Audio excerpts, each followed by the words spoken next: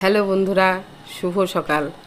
আমি আমাদের বাড়ির ছাদ বাগানে অনেক নয়নতারা গাছ লাগিয়েছিলাম, আর আজকে আমি এই নয়নতারা গাছের ডালগুলিকে কাটিং করব। এই গাছগুলো অনেক ফুল দিয়েছে, এখনও অনেক ফুল গাছে ফুটে আছে। ফুলের মায়া করলে হবে না, এখন আমি গাছের ডালগুলোকে ছেঁটে দিচ্ছি। পরবর্তীকালে গাছটা অনেক ঝাঁকড়া হবে এবং অনেক ফুল দেবে।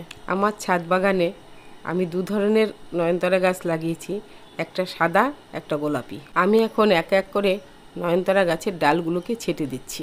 বন্ধুরা, তোমরা আমার এই ভিডিওগুলো থেকে পেয়ে যাবে নিত্য নতুন গার্ডেনিং টিপস।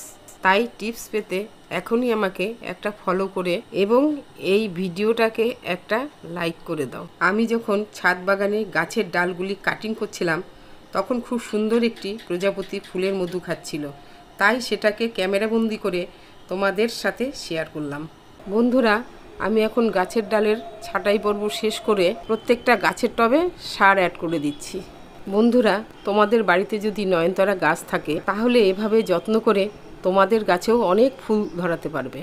ভিডিওটা তোমাদের কেমন লাগলো কমেন্ট করে জানাও। আজকের ভিডিওটা এইটুকুই, দেখা হচ্ছে পরের ভিডিওতে।